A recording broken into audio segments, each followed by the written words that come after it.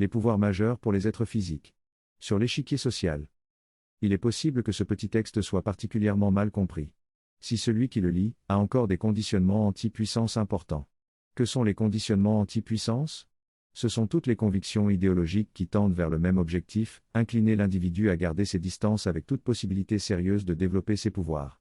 Nombre de ces conditionnements anti-puissance peuvent se parer des atours de nobles raisons.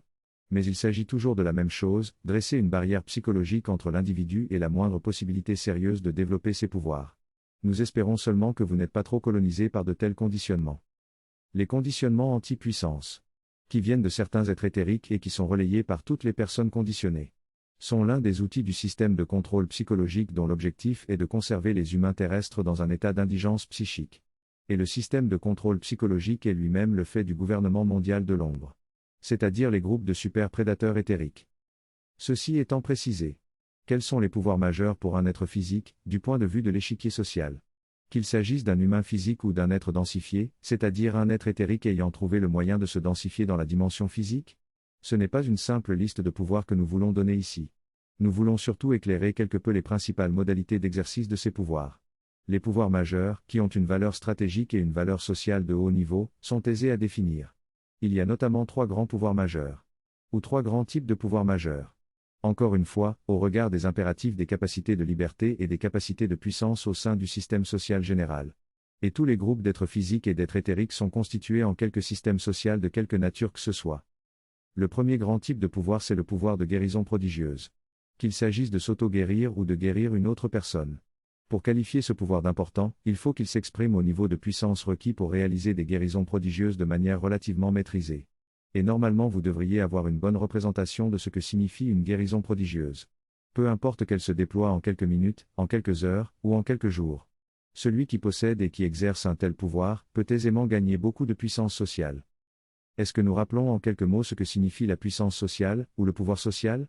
Donnons seulement quelques éléments qui composent le principe général de la puissance sociale, la possession d'une grosse fortune ou d'un gros flux de revenus, le pouvoir de l'argent, la possession d'une autorité psychologique s'exerçant sur un grand nombre de personnes, le fait d'être le chef respecté d'une grande organisation de quelque nature, et la possession d'un grand pouvoir conventionnel, comme directeur général d'une grande institution nationale ou internationale, ministre ou président de la République. Nous avons désigné le pouvoir de guérison prodigieuse comme le premier grand type de pouvoir majeur, parce qu'il ne confère que du pouvoir social.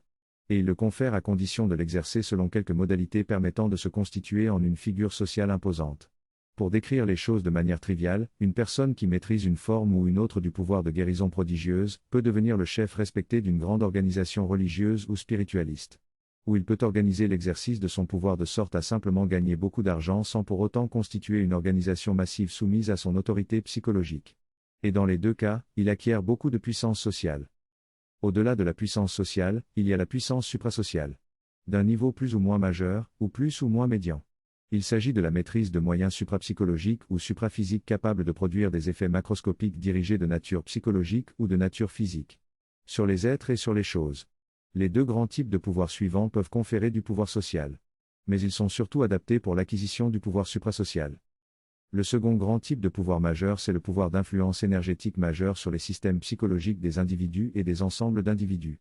De sorte à produire des effets psychologiques prodigieux. La condition est que les individus concernés soient d'un niveau neuropsychique mineur. Qu'ils soient médiums ou non n'y change rien. Qu'ils soient intelligents ou non n'y change rien.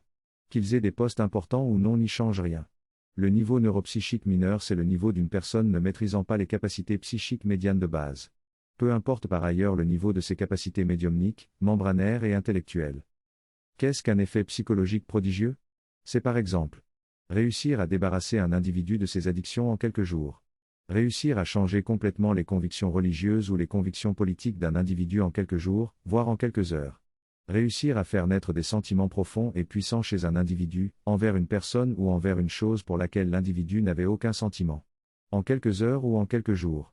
Etc. Rappelez-vous bien qu'il s'agit de produire ces effets psychologiques par la seule influence énergétique. Vous n'aurez aucune peine à imaginer toute la puissance sociale et toute la puissance suprasociale, le que peut acquérir une personne qui maîtrise une forme ou une autre du pouvoir d'influence énergétique majeure. Avec un tel pouvoir, la personne peut être le véritable dirigeant d'un pays, sans avoir besoin de disposer du moindre pouvoir conventionnel. Et la personne peut influencer des chefs d'entreprise et des hommes politiques. Le troisième grand type de pouvoir majeur, c'est le pouvoir de produire, par action énergétique, des phénomènes physiques macroscopiques.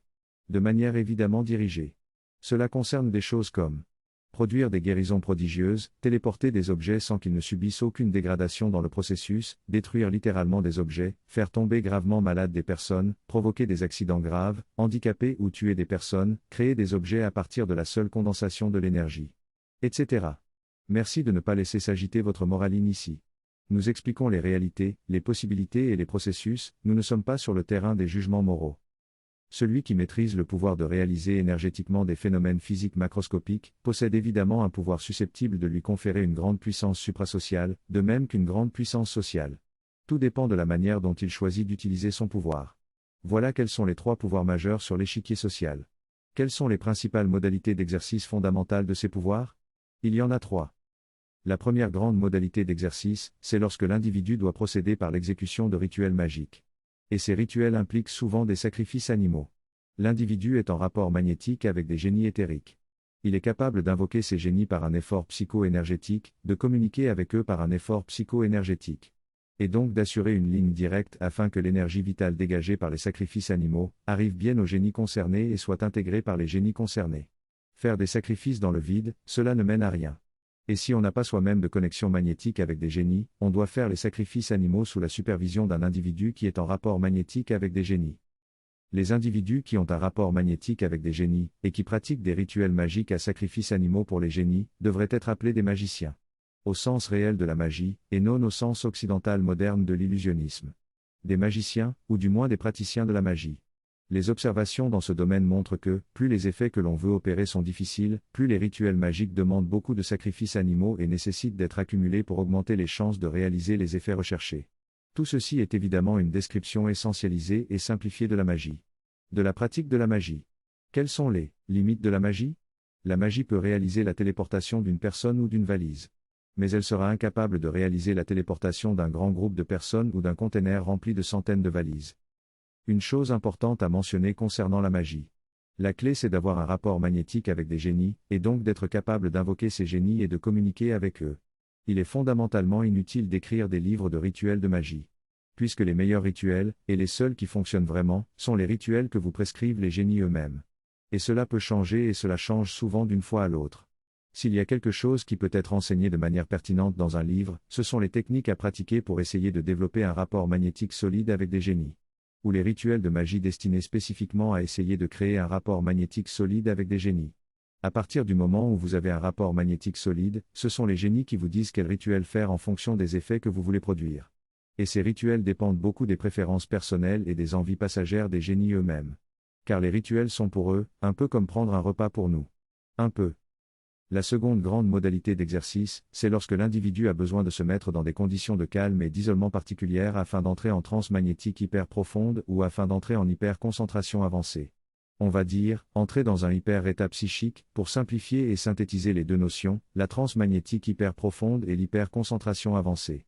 Quand on se trouve en hyper-état psychique, on doit rester immobile et les yeux fermés. Et cependant dans un hyper-état, on peut utiliser puissamment de grandes capacités énergétiques relevant des pouvoirs supérieurs du subconscient. Ou de grandes capacités psychiques relevant des strates avancées du champ psychique. Le pouvoir de guérison prodigieuse et le pouvoir d'influence énergétique majeure sur les systèmes psychologiques peuvent être maîtrisés par celui qui maîtrise la transe magnétique hyper profonde.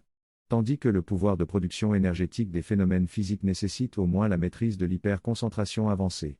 Celui qui maîtrise les hyper-états psychiques possède donc de grands pouvoirs. Mais il ne peut pas vous en faire la démonstration à la demande.